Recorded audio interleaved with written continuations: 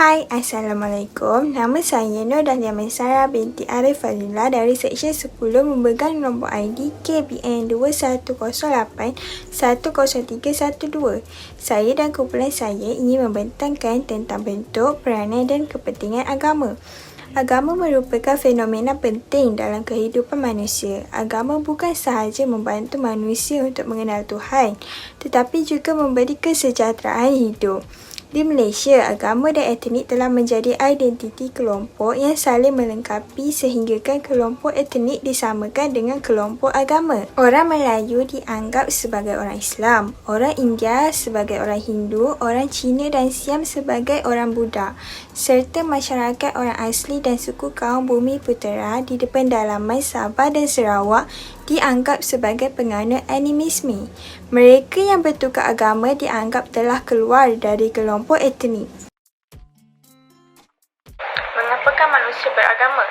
Terdapat banyak faktor yang boleh kita rungkaikan, antaranya seperti warisan kebudayaan yang merupakan faktor utama menentukan agama seseorang manusia. Seterusnya, faktor keselamatan juga memainkan peranan kerana apabila memeluk sesuatu agama, seseorang berasa selamat dan percaya kuasa agung yang dipercayainya akan menjaga keselamatannya. Selain itu juga faktor kesejahteraan di akhirat juga adalah penting kerana kebanyakan agama menjanjikan kesejahteraan di akhirat kepada penganut yang patuh kepada ajaran agama masing-masing. Penggolongan agama. Terdapat dua pendapat yang berbeza dalam membuat penggolongan agama oleh ahli akademik. Satu golongan menganggap agama sebagai satu daripada unsur kebudayaan sesuatu masyarakat. Sementara golongan kedua pula berpendapat bahawa agama terbahagi kepada dua, iaitu agama ciptaan Tuhan dan agama ciptaan manusia. Terjadinya percanggahan pandangan dalam kalangan ilmuwan dalam melihat agama, terutama agama wahyu, adalah kerana persepsi mereka tentang agama yang disamakan dengan institusi lain seperti institusi sosial, ekonomi dan politik. Agama Samawi. Agama ciptaan Tuhan atau agama Samawi ialah agama yang bersumberkan wahyu Tuhan. Agama ini diturunkan oleh Allah Subhanahu Wa Taala untuk memenuhi keinginan dan kecintaan jiwa manusia yang semula jadi kepada Tuhan.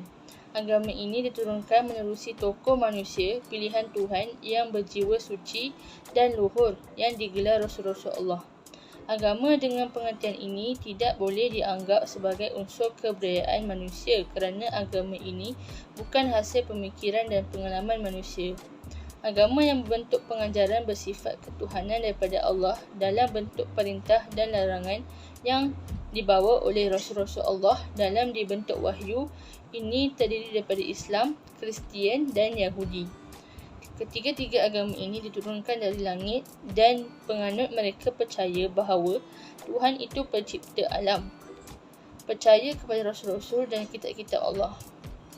Perbezaan antara penganut agama ini adalah dalam perkara yang berkait dengan konsep bentuk Tuhan, Rasul terakhir, kitab Allah yang tulen dan tentang persoalan kitab Allah yang paling sempurna. Assalamualaikum warahmatullahi wabarakatuh. Agama ciptaan manusia ialah agama dunawi. Agama tu yang datang pada manusia itu sendirilah. Agama tu dicipta daripada ahli falsafah masyarakat. Jadi lepas tu dia orang masyarakat tu dia fikir, lepas tu dipersetujui lah oleh falsafah masyarakat untuk bentukkan agama tu. Agama tu biasanya dia datang daripada kebudayaan. Jadi agama ni bukan daripada wahyu ataupun ajaran Rasul. Dia agama daripada pengasas ni sendiri. Pengasasnya sendiri. Macam ahli falsafah tu dia punya idea fikir. Macam kitab suci dia datang daripada orang yang buat dalam kitab tu. Dia daripada ahli fikir lah, ahli fikir yang buat kitab suci tu. Macam mana agama ni boleh turun temurun? Sebab macam yang buat agama ni lah orang-orang yang terpengaruh. Lepas tu dia pun dia daripada orang terpengaruh kan, lepas tu orang pun pengaruh dia, pengaruh. Jadi macam yang buat agama ni dah orang kuat. Jadi orang pengaruh. Jadi orang tahu, orang akan ikut dia. Jadi ikut sampai zaman dia macam tradisi orang ikut macam tu. Lepas tu agama ni dia datang pada wujudnya agama macam ni, dia datang pada ahli falsafah masyarakat. Falsafah masyarakat, lepas tu orang masyarakat pun akan nilai, lepas tu orang pun ikut macam tu. Jadi agama ni bukan dapatan pada ajaran Rasul, bukan. Dia daripada pengasas tu sendiri. Jadi ada juga kata agama ni Tuhan ni dia nak korban untuk jamuan macam pemujaan. Lepas tu ada yang kata ada yang agak wakil Tuhan lah, ada yang perantaraan antara dia dengan Tuhan, ada orang-orang untuk perantaraan. Lepas tu ada juga agama yang sembah matahari, bulan, ada yang agama juga yang sembah berhala. Lepas tu ada juga agama yang dia seksa diri dia sebab dia nak sebagai satu untuk menghapuskan dosa dia. Ada juga agama sampai tengok ada cucuk sana cucuk sini, punya dia adalah satu kepercayaan dia boleh untuk kurangkan menghapuskan dosa dia lah, macam katakan. Jadi yang percayakan agama macam ni adalah masyarakat primitif, orang-orang yang mundur, lepas tu yang duduk terpencil. Assalamualaikum warahmatullahi wabarakatuh. Saya Nurdania Kristina binti Zamri, memegang nombor kad matrik KBN 2108103992. Hari ini saya akan membentangkan tentang peranan agama. Setiap manusia yang dilahirkan di dunia ini adalah sama, tidak kira apa pegangan agama sekalipun. Semuanya akan menjalani kehidupan yang sama, bermula dengan kelahiran, alam kanak-kanak, dewasa, warga emas dan seterusnya menuju kepada kematian. Jika direnungkan tentang kehidupan manusia di dunia ini, ada yang umurnya panjang dan ada umurnya pendek. Sebenarnya kehidupan manusia telah ditentukan oleh Yang Maha Kuasa, iaitu Tuhan. Sememangnya manusia memerlukan satu kuasa yang luar biasa yang akan menolong mereka semasa dalam kesusahan, kebimbangan, keresahan, ketakutan, kesesatan, untuk memohon perlindungan, keselamatan dan sebagainya. Dalam hal ini, agama memainkan peranan yang sangat penting.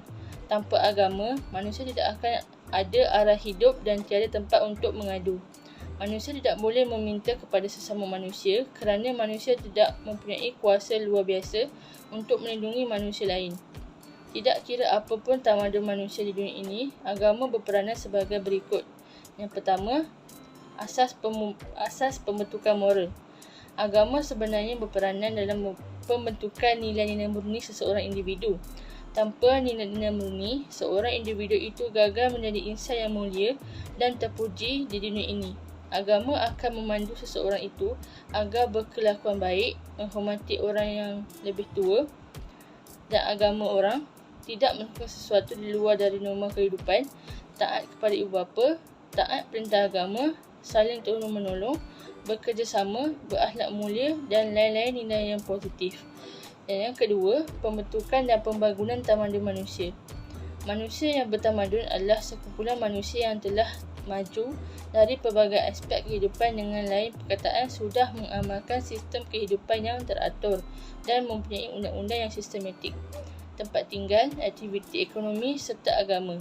Dalam hal ini, agama adalah elemen yang paling penting dalam pembentukan sesebuah tamadun. Secara amnya, jika kita meneliti kehidupan manusia zaman dahulu dengan merujuk kepada tamadun Mesir, tamadun Cina, tamadun India dan tidak ketinggalan tamadun Melayu, menunjukkan agama adalah asas kepada pembangunan sesuatu tamadun. Dalam tamadun Melayu sendiri, agama Islam berperanan penting dalam pembentukan sistem pentadbiran, ekonomi dan juga sosial masyarakat Melayu pada masa tersebut. Mencerminkan budaya dan warisan sesuatu bangsa, agama sememangnya berperanan memberikan identiti kepada individu atau sesuatu kumpulan manusia. Dalam hal ini, agama memberikan ciri-ciri identiti seseorang seperti dari aspek pemakaian, pemakanan, pemikiran, tradisi, adat resam dan sebagainya. Di Malaysia misalnya, masyarakat luar boleh mengenal sama ada seseorang itu beragama Islam, Buddha atau sebaliknya. Lambang perpaduan tidak dinafikan lagi. khususnya dalam konteks negara Malaysia. Agama telah mainkan peranannya sebagai alat menyatu padukan kaum di negara ini. Ini dapat dilihat semasa sambutan perayaan, sama ada perayaan orang Islam, Deepavali, Tahun Baru Cina dan sebagainya, yang memperlihatkan berlakunya sikap kunjung-mengunjung di antara satu sama lain semasa rumah terbuka. Namun, situasi rumah terbuka tidak berlaku di negara-negara lain. Jadi, peranan agama sebagai alat perpaduan kaum hanya relevan dalam kalangan masyarakat Malaysia sahaja. Menaikkan semangat kebangsaan bagi orang Islam misalnya, agama telah mainkan peranan dalam membangkitkan semangat kebangsaan, khususnya orang Melayu. Ini dapat dilihat semasa zaman awal-awal tahun 1920-an di mana agama Islam telah berjaya menyuntik golongan kaum muda untuk membangun menentang penjajah Inggeris demi mempertahankan tanah air, bangsa dan agama. Begitu juga dalam konteks masyarakat Arab di Timur Tengah. Mereka juga sanggup mati syahid mempertahankan agama dan negara mereka daripada golongan Zionis. Kepentingan beragama kepada setiap manusia ialah dapat menjadikan manusia berakhlak mulia. Agama mengajarkan manusia tentang nilai-nilai moral sebagai hasil pemikiran manusia untuk berfikir yang baik dan buruk. Jika setiap manusia berakhlak mulia, maka sudah pasti masyarakat itu akan dipenuhi dengan keadilan, keamanan dan kesejahteraan serta terselamat dari keadaan huru-hara, perpecahan, masalah sosial dan sebagainya. Langkah-langkah untuk menjadikan manusia yang berakhlak mulia ialah memiliki akal yang sempurna, taat dalam menjalankan ajaran Allah dan memiliki ilmu. Cara-cara menumbuhkan dan menanam akhlak yang baik ialah melalui perjuangan melawan nafsu dan dengan latihan rohani. Selain itu ialah pendidikan. Agama mendidik penganutnya untuk berbuat baik. Dalam Islam, berbuat baik akan mendapat ganjaran pahala dan sebagai tanda kehambaan kepada Allah. Agama adalah garis panduan yang membantu setiap insan mendidik ke arah kejayaan. Hal ini akan membantu negara yang sejahtera dan maju. Kepentingan yang seterusnya ialah agama dapat melahirkan generasi pemimpin yang berwibawa kerana dapat mengamalkan agama melalui pemahaman yang menyeluruh akan melahirkan generasi yang baik.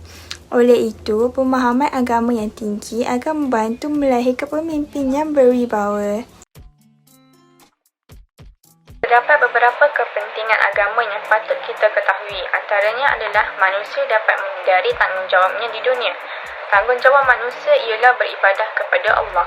Setiap perbuatan yang kita lakukan itu mestilah semata-mata kerana Allah Subhanahu Wa Taala serta mengikut arahan yang telah disampaikan oleh Rasulullah Sallallahu Alaihi Wasallam. Segala makanan, minuman, pekerjaan, pelajaran ataupun faktor-faktor yang membantu kita untuk taat kepada Allah serta teguh beribadah kepadanya. Ini bermakna rumah, sekolah, pejabat dan sebagainya adalah tempat beribadah. Bahkan seluruh bumi Allah Subhanahu Wa Taala ini merupakan tempat menunaikan ibadah dalam realiti kehidupan. Di samping itu, kepentingan beragama juga ialah memberikan manusia tuntutan dan ajaran hidup. Manusia tanpa agama merupakan manusia yang tidak memiliki tujuan. Dalam ajaran agama, manusia dituntut agar beribadah dan melakukan perkara kebaikan semasa hidup, baik sesama manusia maupun dengan alam. Akhir sekali, kepentingan beragama untuk masyarakat. Ia dapat memelihara keharmonian di kalangan masyarakat serta memberi keseimbangan kehidupan masyarakat dalam pelbagai bidang. Assalamualaikum warahmatullahi wabarakatuh. Agama ciptaan manusia ialah agama dunawi. Agama tu yang datang pada manusia itu sendirilah. Agama tu dicipta daripada ahli falsafah masyarakat. Jadi lepas tu dia orang masyarakat tu dia fikir, lepas tu dia bersetujui lah oleh falsafah masyarakat untuk bentukkan agama tu. Agama tu biasanya dia datang daripada kebudayaan. Jadi agama ni bukan daripada wahyu ataupun ajaran Rasul. Dia agama daripada pengasasnya sendiri. Pengasasnya sendiri. Macam ahli falsafah tu dia punya idea fikir. Macam kitab suci dia datang daripada orang yang buat dalam kitab tu. Dia daripada daripada ahli fikir lah, ahli fikir yang buat kitab suci tu. Macam mana agama ni boleh turun temurun? Sebab macam yang buat agama ni lah orang-orang yang terpengaruh. Lepas tu dia pun dia daripada orang terpengaruh kan, lepas tu orang pun pengaruh dia, pengaruh. Jadi macam yang buat agama ni dah orang kuat. Orang kuat. Jadi orang pengaruh. Jadi orang tahu, orang akan ikut dia. Jadi ikut sampai zaman dia, macam tradisi orang ikut macam tu. Lepas tu agama ni dia datang pada wujudnya agama macam ni, dia daripada ahli falsafah masyarakat. Falsafah masyarakat. Lepas tu orang masyarakat pun akan nilai, lepas tu orang pun ikut macam tu. Jadi agama ni bukan daripada ajaran Rasul, bukan. Dia daripada pengasas tu sendiri. Jadi ada juga kata agama ni Tuhan ni dia nak korban untuk jamuan, upacara pemujaan. Lepas tu ada yang kata ada yang agak wakil Tuhan lah, ada yang perantaraan antara dia dengan Tuhan, ada orang-orang untuk perantaraan. Lepas tu ada juga agama yang sembah matahari, bulan, ada yang agama juga yang sembah berhala. Lepas tu ada juga agama yang dia seksa diri dia sebab dia nak sebagai satu untuk menghapuskan dosa dia. Ada juga agama sampai tengok ada cucuk sana cucuk sini, punya dia adalah satu kepercayaan dia boleh untuk kurangkan menghapuskan dosa dia lah, macam katakan. Jadi yang percayakan agama macam ni adalah masyarakat primitif, orang-orang yang mundur, lepas tu yang duduk terpencil.